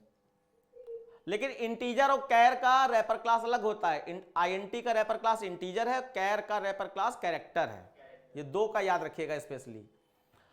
Automatic conversion of primitive data type to its object of wrapping class object, auto boxing, ठीक है, बहुत अच्छा। और parse INT function is a member of integer wrapper class. देखो पार्स आईएनटी लगा है तो आईएनटी इंटीजर का होगा, बिल्कुल सही है। पार्स फ्लोट होता है तो फ्लोट का होता है, ठीक है। वैल्यू ऑफ फंक्शन कन्वर्ट, अच्छा देखो अब यहां पे देखो यहां पे वैल्यू ऑफ फंक्शन ऐसा है, वो टू वे है, वो स्ट्रिंग से प्रिमिटिव में और प्रिमिटिव से स्ट्रिंग में दोनों में कन्वर्ट करा जा सकता है। लेकिन हमेशा माना जाता है कि वो प्रिमिटिव से स्ट्रिंग ऑब्जेक्ट में कन्वर्ट हो जाए, मतलब हो रहा है, ये माना जाता है। तो स्ट्रिंग से ऑब्जेक्ट प्रिमिटिव से स्ट्रिंग ऑब्जेक्ट, इसके साथ आप जाइएगा क्योंकि ये बुक्स में यही लिखा होता है अगर इस क्वेश्चन के रेफरेंस में देखें। लेकिन प्रैक्टिकली देखें तो प्रैक्टिकली वो दोनों वे में कन्वर्ट कर लेता है, लेकिन बुक्स के हिसाब से वो प्रिमिटिव से स्ट्रिंग ऑब्जेक्ट में कन्वर्ट कर रहा है। इधर देखो, the do while loop also works in the same way as while loop. Do while loop while loop जैसा वर्क करता है? No sir. नहीं, क्योंकि do while loop at least one time चलता ही चलता है, जबकि वाइल लूप एक बार भी नहीं चलता है। असम्पशन आपका फॉल्स हो गया। They are considered as exit control loop. नहीं सर। तो देखो दोनों को एग्जिट कंट्रोल लूप कहां कहते हैं? खाली डू वाइल को कहते हैं। देखो इसमें क्या एसएसएल दोनों फॉल्स कहीं दिया है? नहीं दिया है। सर एक तरीके से दोनों सेम काम करते हैं अगर दोनों की फिक्स्ड इटरेशन ना हो तो। देखो नीचे वाली लाइन भी पढ़ लेते हैं। Based on the above discussion choose the appropriate statement from. तो यार देखो, do while loop also works in same way as while loop, ठीक है। और दे कहा है, इसका मतलब डू वाइल और वाइल दोनों के लिए कहा गया है। They are consider as exit control loop, तो यानी कि रीजन तो बिल्कुल फॉल्स हो गया। ऊपर वाले को थोड़ा सा हम दिमाग लगा लें कि ऐसा नहीं तो ऐसे, इसको हम सही मान सकते हैं। लेकिन नीचे वाला तो एग्जिट कंट्रोल लूप आपका जो है सिर्फ डू वाइल को कहा जाता है ना, वाइल को तो कहा ही नहीं जाता। तो रीजन तो प्योर रूप से फॉल्स है। तो रीजन फॉल्स है। इटरेशन ना हो तो डू वाइल और वाइल लूप दोनों सेम ही तरीके से काम करेंगे। हाँ हाँ, तो आप रीजन फॉल्स है। रीजन फॉल्स देखो किसमें है? Reason is false. Sir C. Reason is false. C के साथ चले जाओ। ऊपर वाला हम मान लेंगे कि वो ट्रू है, लेकिन रीजन तो 100% आपका फॉल्स है। फिर देखिए, a constructor may have different name than class name. Constructor का नाम क्लास के नाम से अलग नहीं हो सकता, नहीं हो सकता है। ये वाली जो पेपर था इसमें ऑब्जेक्ट, क्लास एंड ऑब्जेक्ट के प्रैक्टिस करा दी गई है, ठीक है। अब देखो हम लोग जो है अभी आधा घंटा और करेंगे और आपका 2 बजे छोड़ देंगे, जितने जल्दी जल्दी हो जाएं। What is what is the precision of double data type? 15। ये और फ्लोट डेटा टाइप में बच्चे जो नहीं समझ पा रहे हैं वो समझ लें कि डबल डेटा टाइप के बाद में पॉइंट के बाद कितनी डिजिट ली जा सकती हैं, ये पूछा जा रहा है। प्रिसीजन का मतलब है, तो डबल में 15 डिजिट होता है और फ्लोट में 7 डिजिट होता है। याद करके रखिएगा, डबल में 15 डिजिट होता है, फ्लोट में 7 डिजिट होता है। तो डबल का पूछा गया है। उसके बाद देखिए, ए में आपका ये क्या क्वेश्चन नंबर, अच्छा नहीं अभी एमसीक्यू है, ठीक है। ए में 10 है और डू के अंदर आपका A++ हो रहा है, ए में स्टोर हो रहा है, उसके बाद ए प्रिंट हो रहा है और फिर उसके बाद कर्ली ब्रैकेट बंद करने के बाद वाइल ट्रू लिखा है। तो वाइल ट्रू क्या करता है? Infinite loop. Infinite loop. तो कई बच्चे इसको चलाने लगेंगे, चलाना नहीं है। क्योंकि यहाँ कोई इफ कंडीशन में ब्रेक तो लगा नहीं है, तो ये बाहर जा ही नहीं सकता, तो ये इनफाइनाइट लूप के अंदर रखा जाएगा, जहां कहीं भी वाइल ट्रू या डू वाइल ट्रू वाला मिल जाए तो। The switch statement can check, switch statement check करता है किस टाइप की वैल्यू, इसमें देख के बताओ। Float, double, string, Boolean.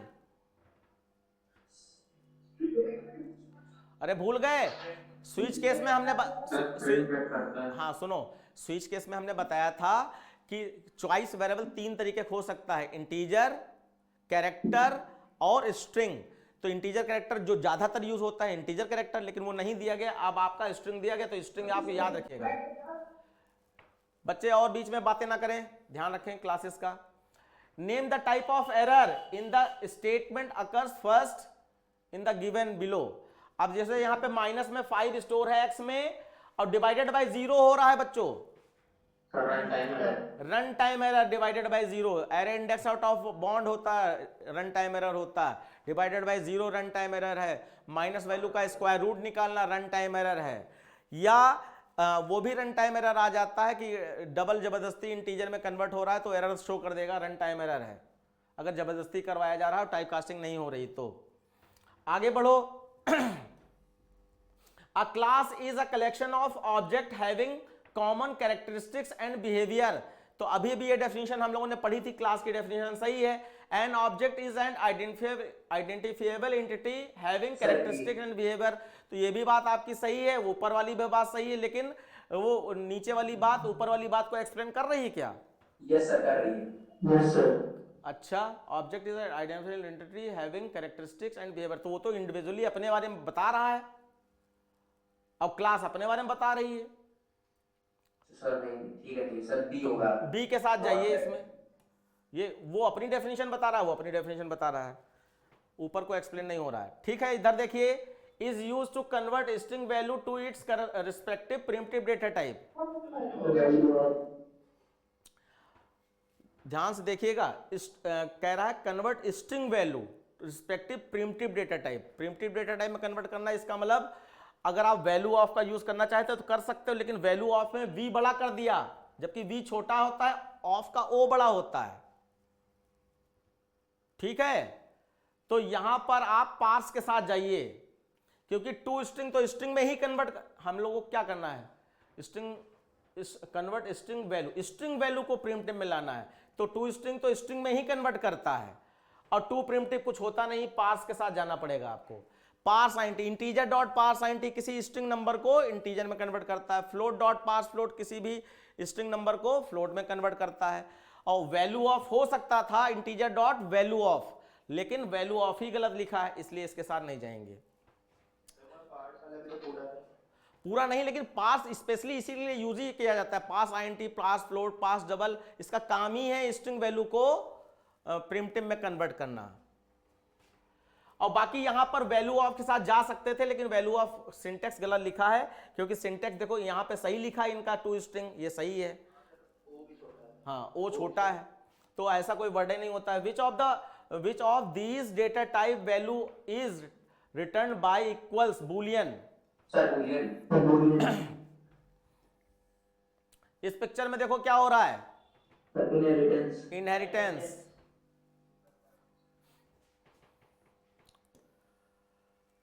Which keyword is used to specify the no return value? Void। अब ये कैरेक्टर एरे है, 2D एरे है, तो यहां पर देखो ये पहला पेयर ऑफ स्क्वायर ब्रैकेट 0 रो कहा जाएगा और दूसरा पेयर ऑफ स्क्वायर ब्रैकेट 1 रो कहा जाएगा। अब आगे देखिए, रिक्वायर्ड बाइट मेमोरी बाइट माना जा रहा है, तो अब देखिए ये कितने हैं, 1 2 3, 1 2 3, तो यानी कि ये 6 कैरेक्टर हैं टोटल, और 2 बाइट मेमोरी साइज लेता है कैरेक्टर, तो कितना हो गया 12। तो आपका ऑप्शन डी जाएगा, ऑप्शन डी। ये हमने स्क्वायर मतलब ये हमने मार्क इसलिए किया था कि अगर आउटपुट पूछा गया होता तो आप यहां पर इसको 0 रो 1 रो और फिर ये 0 column 1 column 2 column 0 column 1 column 2 column ऐसे निकालते, आउटपुट निकालना होता। तो इधर देखिए, talent dot compare to tall, तो टैलेंट का टी ये टी बराबर है स्मॉल ए बराबर है, यहां पे स्मॉल एल है, यहां पे कैपिटल एल है। तो याद करो स्मॉल ए कैपिटल ए में क्या डिफरेंस होता है? 32 बाइट्स का डिफरेंस होता है, 32 का डिफरेंस होता है। अब देखो पहले वाले का ASCII कोड दूसरे वाले से बड़ा होगा या छोटा?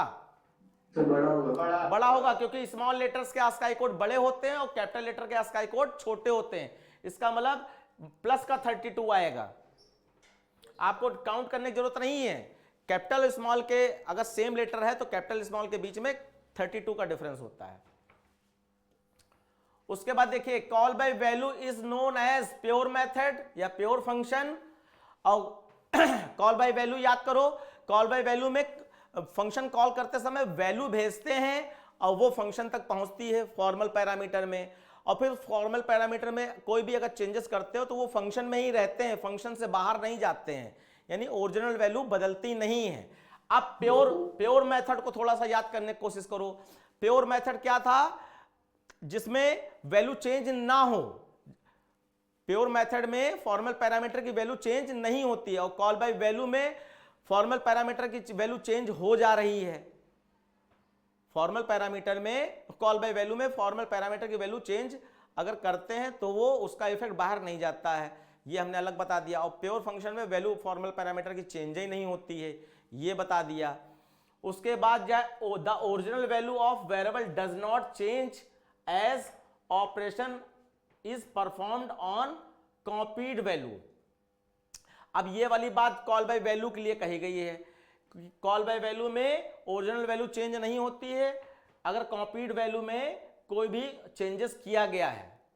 तो अब बताओ किसके ये रीजन तो बिल्कुल सही है। ए के साथ जाना चाहोगे? Yes sir. सर बिल्कुल एक्चुअली दोनों हुआ है सर। कॉल चेंज हो जाती है। कॉल बाय रेफरेंस में ओरिजिनल वैल्यू चेंज हो जाती है। और सर वो केवल नॉन प्रिमिटिव डेटा टाइप के लिए होता है ना? हाँ, वो नॉन प्रिमिटिव डेटा टाइप के लिए होता है। तो ए के साथ चले जाओ, ठीक है। सर कोई वैल्यू रिवर्स हो रही है लेकिन नंबर वही है तो वो प्योर मेथड रहेगा कि नहीं? कोई वैल्यू रिवर्स हो रही है तो रिवर्स तो वैल्यू बदल गई ना। सर लेकिन एक पिछले साल जैसे क्वेश्चन आया था, method which reverses a given number is मतलब कि ऑप्शन नहीं थे impure method, pure method, constructor और डिस्ट्रक्टर। सर लेकिन उसमें होगा तो प्योर होगा। चलो इसको हम बाद में डिस्कस कर लेंगे। आप व्हाट्सएप पे डिस्कस कीजिएगा या कॉल करके पूछ लीजिएगा।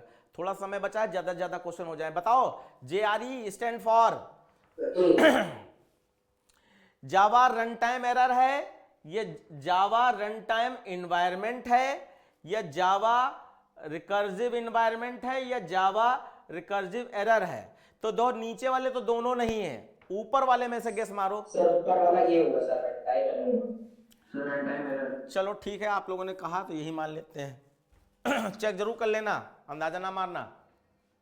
The method which automatically invoked whenever the object of class is created is called। जब किसी भी क्लास का ऑब्जेक्ट बनाया जाता है तो कंस्ट्रक्टर सबसे पहला फंक्शन होता है जो अपने आप कॉल हो जाता है, ठीक है। Creating multiple method with common name is same as class. किसके साथ जाओगे? फंक्शन ओवरलोडिंग, ठीक है। फिर name the default package of Java, java.lang। Sir अगर ऊपर वाले क्वेश्चन में उस प्रिंसिपल को पूछना तब पॉलीमॉर्फिज्म लगा देगा।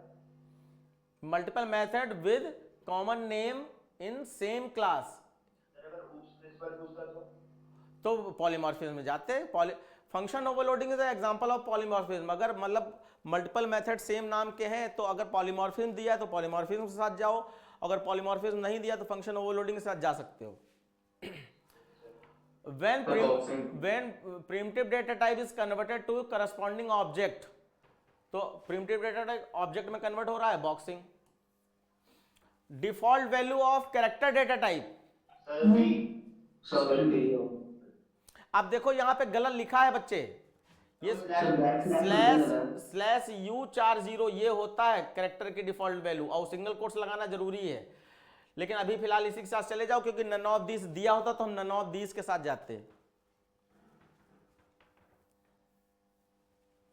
फिर they parameter defined in function calling, actual parameter ये फंक्शन कॉलिंग में होते हैं, फॉर्मल पैरामीटर फंक्शन डेफिनेशन में होते हैं, हेडर में होते हैं, प्रोटोटाइप में होते हैं। यहाँ पे system dot out dot println A लिखा है, तो ए एक एरे है और ए प्रिंट करा दिया, तो क्या प्रिंट होगा इसमें से?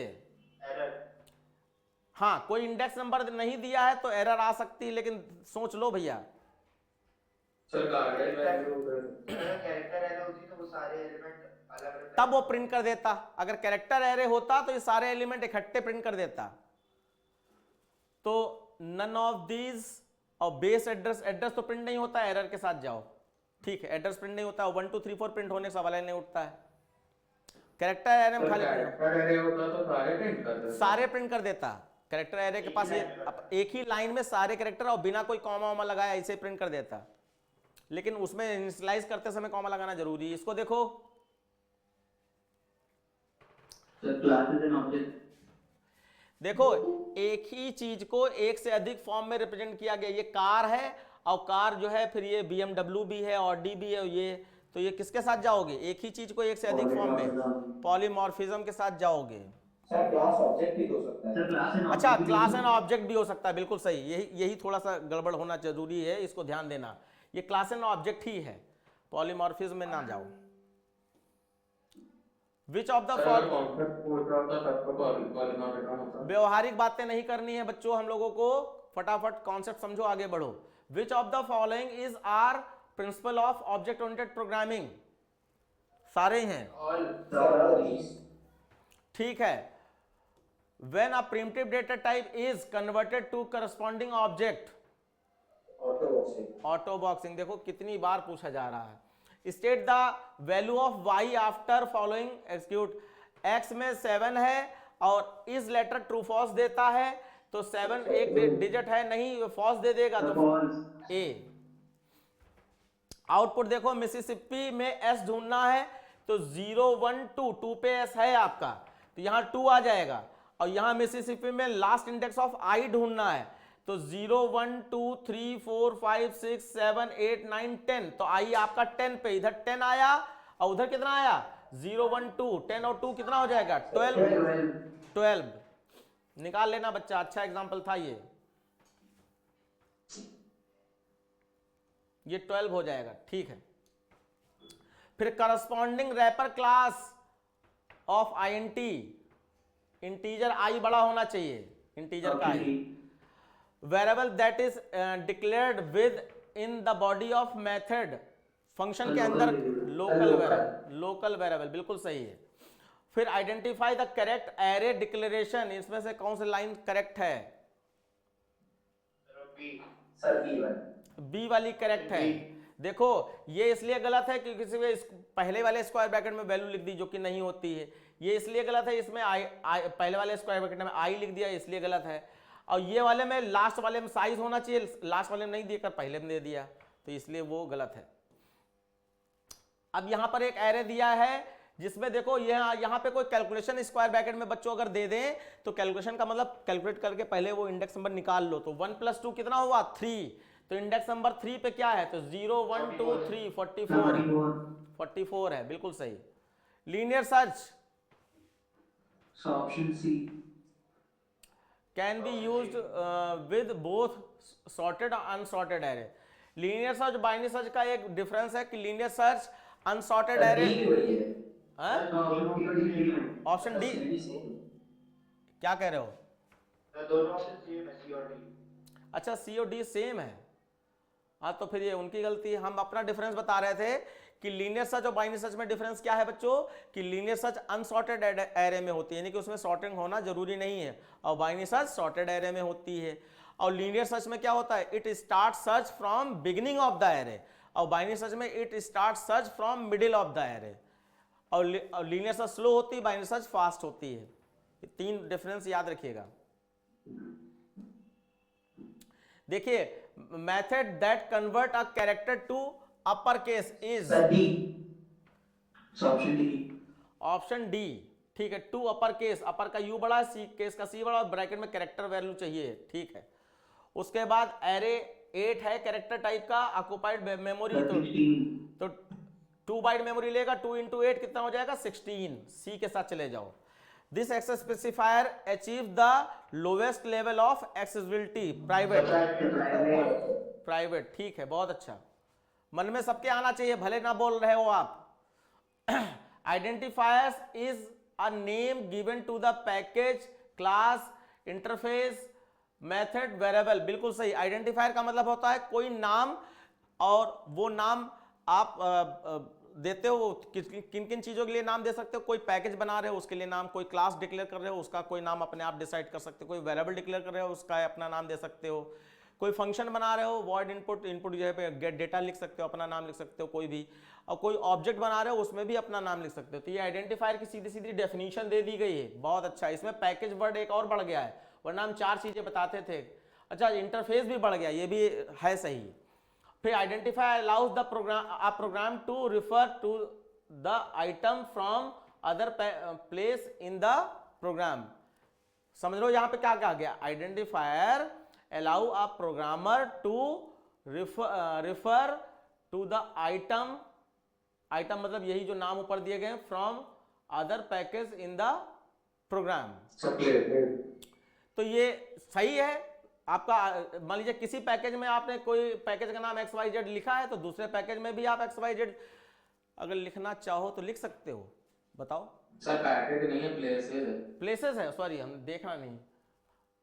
फ्रॉम अदर प्लेसेस, तो अदर प्लेसेस का मतलब ऐसे समझ लो जैसे कि देखो, अदर प्लेसेस का मतलब जैसे कि एक घर में कोई राम नाम का बच्चा है, तो क्या अदर प्लेसेस पे भी राम नाम का बच्चा हो सकता है?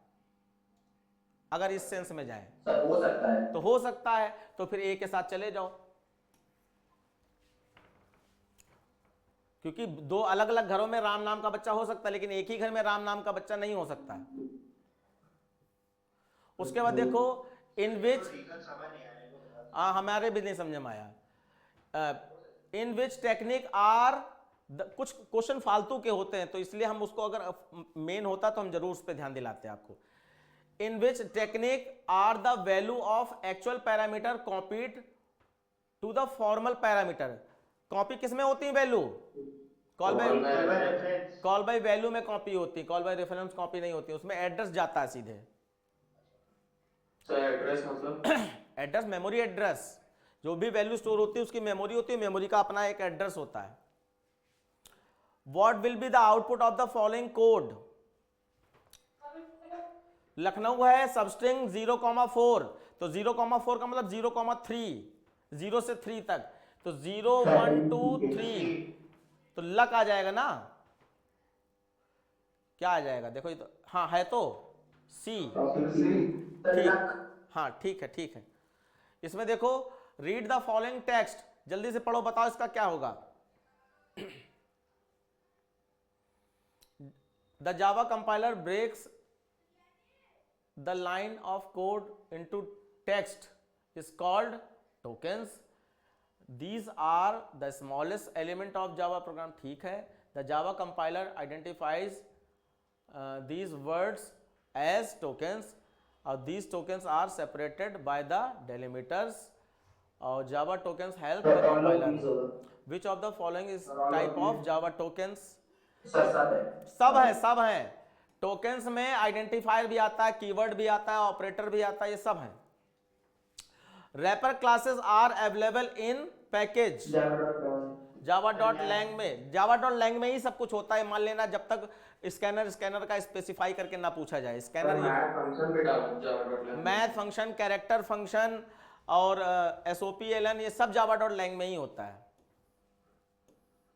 ऑपरेटर्स सब java.ort में क्या होता है? java.ort में AWT abstract window tool kit, इसमें ग्राफिक्स से रिलेटेड कमांड होते हैं, जैसे कि कोई सर्कल बनाना चाहो, कोई विंडो बनाना चाहो जावा के थ्रू, तो उसमें होते हैं। देखो इसमें आउटपुट, इसमें A में 26.0 स्टोर है, स्ट्रिंग वेरिएबल है, और B में 74.0 स्टोर है, स्ट्रिंग वेरिएबल है। और डबल डॉट पास डबल से आप इन स्ट्रिंग वैल्यूज को डबल में कन्वर्ट कर रहे हो, तो सी डी में डबल में आ गए, कन्वर्ट हो गए, यानी नंबर हो गए। और इन दोनों को जोड़ देंगे तो 26 और 74 जोड़ने पर 100 बन जाएगा, तो 100.0 आ रहा है सी। अब यहां पे खाली आंसर पे ध्यान ना दो, देखो यही वो लाइन है जो ऑब्जेक्ट को प्रिमिटिव डेटा टाइप में कन्वर्ट कर रही है, यानी कि अनबॉक्सिंग कर रही है। आप ये एग्जांपल अनबॉक्सिंग का ले सकते हो। यहां पे देखो method which changes the state of an object is known as impure. हाँ, प्योर में क्या था, does not change the state of an object, impure में change the state of an object, तो ये इम्प्योर है, चेंजेस। हाँ अच्छा बच्चों ध्यान रखना, ये टाइप की थ्योरी जो है उसी के लिए जो हमने गेस्ट पेपर के नीचे सारी थ्योरी एक्सप्लेन की, उन्हीं वो थ्योरी अगर आपने एक बार पढ़ रखी है तो ये एमसीक्यू का जो भी थ्योरी कॉन्सेप्ट बेस होता है सारा आपको आता होगा, क्योंकि यहीं से क्वेश्चन बनते हैं। वो थ्योरी आपकी गेस्ट पेपर के नीचे ही हमने दे रखी है ऐप में। ठीक है, 10 मिनट बचा है, इसमें बस ये वाला पेपर और कर लेते हैं, फिर हम लोग क्लास को एंड करते हैं। चलिए बच्चों बताइए, अब mechanism one class acquire the property of another class, inheritance. ठीक है, उसके बाद scanner class method use to accept word with space, next line हो गया। What value will mat.sqrt mat.seal 15.3 15.3 16.3 15.3 16.3 बन जाएगा, 16.0 बन जाएगा और sqrt उसको 4.0 बना देगा। ठीक है, उसके बाद ये लूप लिखा गया है, टाइप ऑफ लूप तो इसमें जो है हाँ देखो 5 से नॉट इक्वल टू 0 तक चल रहा है और -2 कर रहे हो तो 0 कभी आएगा ही नहीं, इसलिए इनफाइनाइट चला जाएगा। ये है आपका जावा कंपाइल्ड कोड। जावा कंपाइल्ड कोड क्या कहते हैं, बाइट कोड कहते हैं। Can run only on all operating system. ठीक है, ये बात सही है। Name the features, platform independent कहते हैं इस फीचर्स को, कि एक कोड एक मशीन से दूसरे मशीन या एक प्लेटफॉर्म से दूसरे प्लेटफॉर्म पर रन हो सके, इसको प्लेटफॉर्म इंडिपेंडेंट कहते हैं। तो बाइट कोड आर्किटेक्चर न्यूट्रल क्या होता है? तो बाइट कोड तुम्हारा यार ज्ञान जो है अपने चैट जीपीटी से बढ़ा लेना अलग टाइप का, यहाँ पे जो चल रहा है उस पर ध्यान दो। यहाँ पर प्लेटफॉर्म इंडिपेंडेंट में बाइट कोड, जैसे तुमने विंडोज ऑपरेटिंग सिस्टम पे आपका जावा प्रोग्राम बनाया तो बाइट कोड वहां पे जनरेट हुआ। अब उस बाइट कोड को लेकर तुम मैक ऑपरेटिंग सिस्टम पे चलाओगे, चल जाएगा जावा का प्रोग्राम, या उबंटू ऑपरेटिंग सिस्टम पे चलाओगे, चल जाएगा। ये इसका मतलब है। फिर /t कितने बाइट मेमोरी लेगा? बट /t जो है एस्केप, हाँ वो एस्केप सीक्वेंस है। /n/t ये कैरेक्टर है, ये 2 बाइट लेते हैं हमेशा। अगर डबल कोट्स हो जाएगा तब भी 2 बाइट्स रहेगा, क्योंकि नहीं तब वो 2 कैरेक्टर माने जाएंगे तो 4 बाइट हो जाएगा, क्योंकि एक कैरेक्टर 2 बाइट लेता है और इंटू 2 कर दो, 2 कैरेक्टर है, क्योंकि स्लैश को भी कैरेक्टर मानेगा और टी को भी कैरेक्टर मानेगा। मे बी इसको चेक कर लेना, यही होगा। Return data type of 2 upper case convert करेगा, और कैसी वैल्यू रिटर्न करेगा? कैरेक्टर वैल्यू रिटर्न करेगा। Give the output following string method. String method में सक्सेस में dot index of S, small capital S को 0 दे देगा ये, और फिर ये यहाँ पे 0 1 2 3 4 5 6 देगा, ये 6 देगा और ये आपका 0 देगा तो 6 आ जाएगा। ठीक है, आगे बढ़ो। Single dimension array contains an element last subscript n-1। ठीक है, ये हो गई। उसके बाद consider the array given below, तो यहां पर ये एरे है और इसमें 0 वाले उस पे जो है a है, और a के साथ इंटू 2 होगा तो क्या हो जाएगा? 130। अब देखो यहां पे बच्चों ध्यान देने वाला है, ये कॉन्सेप्ट कई जगह पे आपको फंसाएगा। ये लाइन याद कर लेना कि कैरेक्टर के साथ कभी भी कोई अर्थमेटिकल कैलकुलेशन होगी तो कैरेक्टर अपने आप को आस्काई कोड में बदल देता है। तो यहां पर 0 का मतलब ये a आएगा, लेकिन a ना होकर, क्योंकि इंटू 2 हो रहा है तो a अपने आप को 65 में बदल देगा, और 65 इंटू 2 होगा तो 130 आपका आंसर आ रहा है। The access modifier that gives maximum accessibility, maximum public, ये अब ये क्वेश्चन फालतू लगने लगा, बार बार आ जा रहा है। The absence of which statement lead to fall through condition, break. Switch case में ब्रेक ना लगने पर फॉल थ्रू कंडीशन जनरेट होती है, सारे बच्चों को पता होना चाहिए। द लूप एग्जीक्यूट 10 टाइम्स, कौन सा लूप हो सकता है जो 10 टाइम्स एग्जीक्यूट होगा, देखो जरा। सर ऑप्शन बी में भी हो सकता है, 11 से चल रहा है और 3-3 बढ़ रहा है, तो सर नहीं, ऑप्शन ए होगा। ऑप्शन ए होगा। अच्छा 11 चल रहा है, 2-2 बढ़ाओगे तो 10 बार में 30 तक पहुंच जाएगा। हाँ सर। आए? सर 2 10 जा 20 होता है ना सर, 11 और 3 हाँ 20 का फर्क है। हाँ 2 10 जा 20 होता है, इक्वल साइन भी लगा है, तो यार ऑप्शन ए जा सकता है। अगर इसको कहें हम 3 10 जा, चलिए तो 3 बढ़ रहा है। हाँ तो 3-3 बढ़ रहा है, तो ये नहीं पहुंचेगा भैया, देख लगा लेना अपना सेंस, चला के तुम्हें देखना है, तो हम लोग बताओ। सर ये ज्यादा से ज्यादा 6 बार चलेगा ऑप्शन सर डी नहीं चल सकता, कौन का, सी वाला, सर डी वाला। डी वाला, डी वाला तो 20 बार चलेगा। अब तो 1-1 चल रहा है तो 21, हाँ वो गलत हो जाएगा, तो फिर आप ठीक है यही वाला चलाओ, ऑप्शन ए। बाकी अपना चला के देख लेना, हम चला नहीं रहे। ए नहीं चल रहा है तो बी चल रहा है। सर ए नहीं चल रहा है सर। सर वो ए 9 बार चल रहा है। ए 9 बार चल रहा है, तो भाई पहचानो यार। देखो ये दोनों तो होंगे नहीं, क्योंकि 11 से लेस देन 20 चलाओगे प्लस प्लस करोगे तो 10 बार कहां चलेगा, और 11 से 21 चलाओगे प्लस प्लस करोगे तो 10 बार कहां चला जाएगा, नहीं 10 बार चल जाएगा यार। 11 से सर ये चल रहा है सर, 29 तक चलेगा सर, चल रहा है 10 बार चलना चाहिए, सर, चल रहा है 10 बार 29 तक। तो ठीक 10 बार चल रहा है ए वाला, तो सर क्या 10 से या 10 से ज्यादा भी हो सकता है? नहीं ज्यादा नहीं हो सकता, ऊपर 10 टाइम्स लिखा है साफ साफ। आउटपुट देखो, लखनऊ दिया है सबस्ट्रिंग में 0,3 0,4, तो लक आ गया था ना इसमें। अच्छा मेथड प्रोटोटाइप नेम चेक है, takes double and float type argument and does not return value, कोई वैल्यू रिटर्न नहीं हो रही है, और फ्लोट, हाँ तो ऑप्शन सी, वर्ड वर्ड मतलब नो रिटर्न वैल्यू चेक है, डबल और इंटीजर फ्लोट वैल्यू है।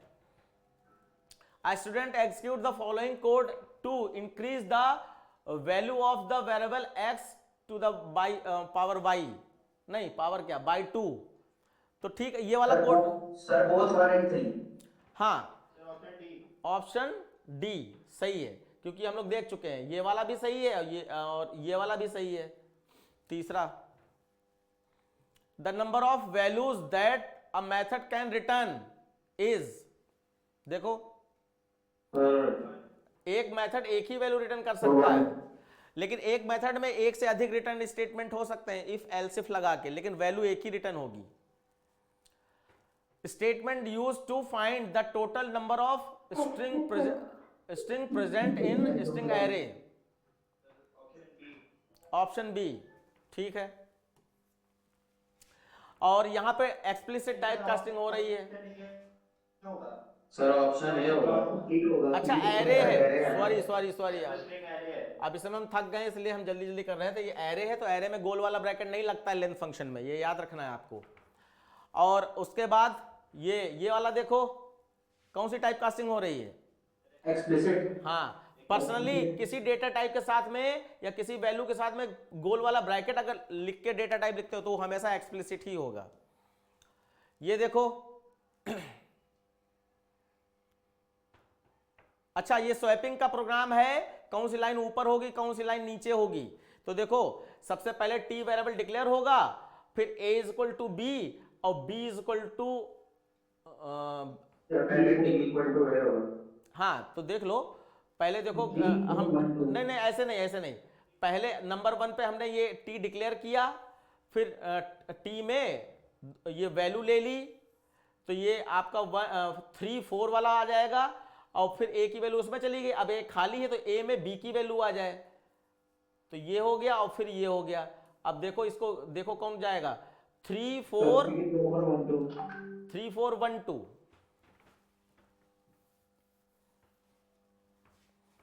3 4 1 2, 3 4 1 2, ऑप्शन बी।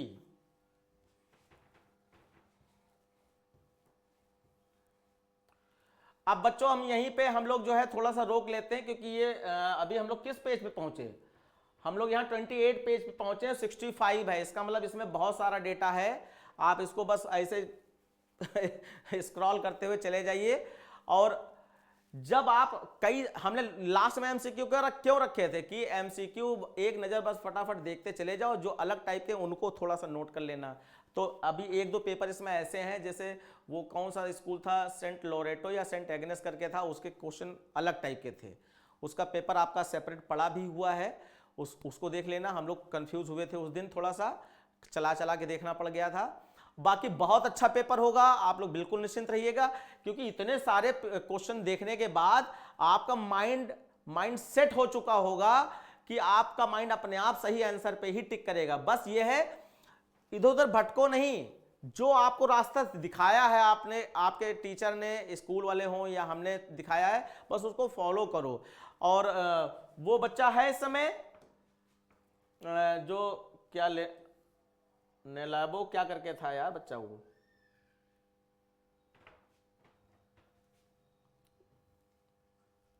एक बाहरी बच्चा ज्वाइन करवाया था हमने, अभी पता नहीं कहाँ गया है वो बच्चा, बहुत दूर से पढ़ रहा है। कोई बात नहीं, तो ऑल द बेस्ट सारे बच्चों को। इवनिंग में हम लोग फिर से एक क्लास रखने की कोशिश करेंगे क्वेश्चन नंबर 2 की। और जिन बच्चों का क्वेश्चन नंबर 2 स्ट्रांग है उनको अपना पढ़ो, जो पढ़ना हो, जबरदस्ती क्लास करने की जरूरत नहीं है।